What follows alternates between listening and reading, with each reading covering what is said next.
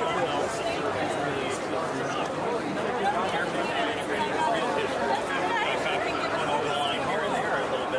But nevertheless, 3,000, 5,000 years later, 10,000 years later, here we are in America, and we're just minding our own business. I'm driving down the street and I go get pumpkins for kids or something like that, and I go to the pumpkin patch and they're growing pumpkins, but there's a bloodline of King Cyrus you might run into, because not all pumpkins will be the same. Not all pumpkins have to be roosts areas that you might see because of the lineage, the bloodline that came from King Cyrus. And what happens in modern day is a whole other story. I have ideas, but I'm not really ready to go there with it. I just really want to keep it more fantasy of what's going on in this forest. Good guys, And here is 80 is your chain. Thank you. Enjoy. Thank you. How are you today? These are really cool. Thank you.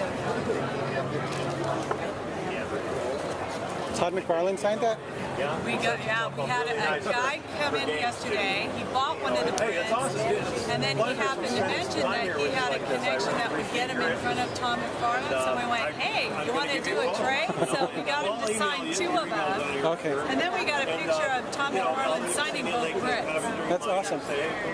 How is that? You just put like a light behind the... You know what? It's just, there is no special lighting. It's just the light you see here in the booth. It's just the way that it starts with warm and cool colors. And then what he does is he always has like a special focal point of light right between the bat. So there's no electrical battery? Here's the little trick that he does. Well, it seems like a trick, but it's really not. It really looks like there's like some kind of backlit illumination. That's how I do my lights and darks. You use warm colors on cool colors. I use a lot of deep blacks and edging to really bounce everything off of everything, whichever way I can. Now these are done in Photoshop.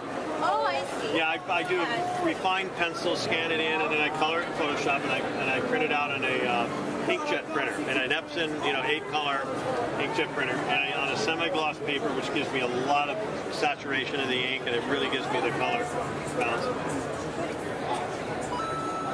But yeah, colors and black on light colors on dark colors, and the reverse colors like reds on blues. Is it one? It's just one plane. Yeah, now that one's actually 3-dimensional. Right. It's called lenticular.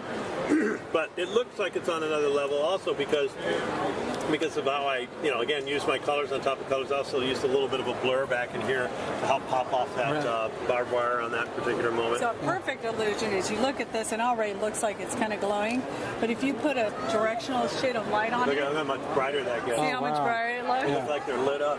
But it still looks kind of like it's glowing, but it... And you made all of these?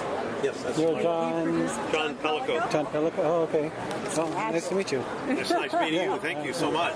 You have a website? Yes. Oh, right there. Killer Pumpkins? Yeah, and that card is down on the end of the table there. You can pick up and go to my website. Okay. And you can contact me if you have any questions, or if you see something you want but it's not in the store. Because I don't have all this stuff in the store. I just have basically simple prints. You always do pumpkin theme kind of thing? Yes, I do, but I'm actually going to stray a little bit here in the near future, just to kind of work it. Like I've obviously taken this piece here that has a pumpkin in it, but Batty's now become a T-shirt on his own, and I'm also working with the possibility of integrating a dragon in one of my upcoming pieces. Oh wow! And but there'll be probably some sort of relationship to my storyline. So I might have a little pumpkin patch in the background, but it won't be any of the main theme.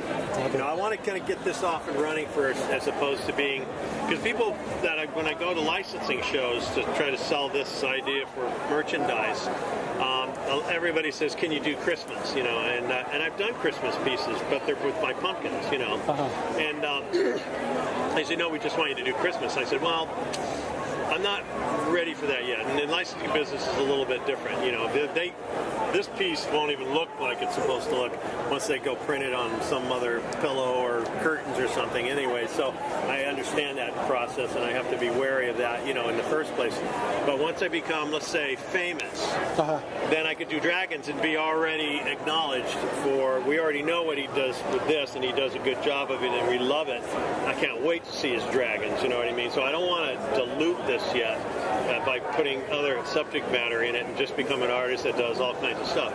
I'm actually marketing this, and I do that for a living on this. I'm a graphic designer, and I do marketing and do ads and commercials and things like that. So I really want to keep this in as a whole. Now, it'd be great to show the other side and show you some of the other pieces that I've done, but I don't do them for me. I do them for people, and they're usually mechanical or they're buildings or architectural things that I illustrate for people. What's the limitability of them? Are they like? Do you do like a specific run? This one here is like a 50 run. These are like one-offs here and here. That's why this is like 900, so there's only 750. These pieces here are running about 650 right now because I'm doing one-offs with little certificates. These are 300. Basically, these frame pieces. What about that one right there? And this one here would be a 650 piece. So you have 650 run? Yeah. Okay. And that one's that's a one-off on this one. I have a little certificate. And what about your price ranges? What do they normally run? You know, I've been pretty simple with, you know, the 11 by 14s I sell for $25. It's the same material as that. You know? This piece is actually cheaper than this one because, and it's just as big. It's $250, and the reason is because I started this about 3 years ago. Okay. But I've only sold 3 of them. So I mean, I'm not like, I mean, people love my work and stuff like that, but it depends on where you go and what kind of money people are willing to spend. And I have like a good handful of people that are willing to spend $500 or $600 on those limited. But as I get more known, you know, then the prices become more valid. So it's kind of what comes first, the chicken or the egg kind of thing. Okay. But people can buy just my prints, and they don't have to buy the frame stuff. Like I probably sell a piece like this for maybe you know, $150, you know, as opposed to $600 if you want to frame it yourself. You know, because the framing is what kills me sometimes. Yeah.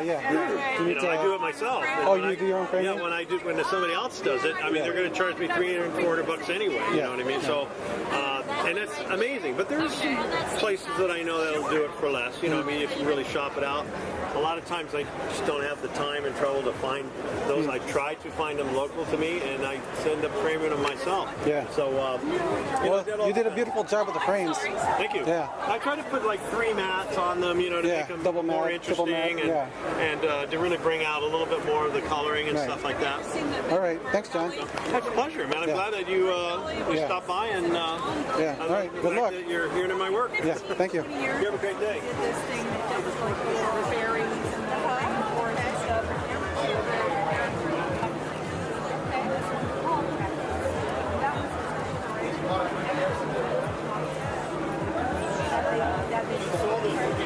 That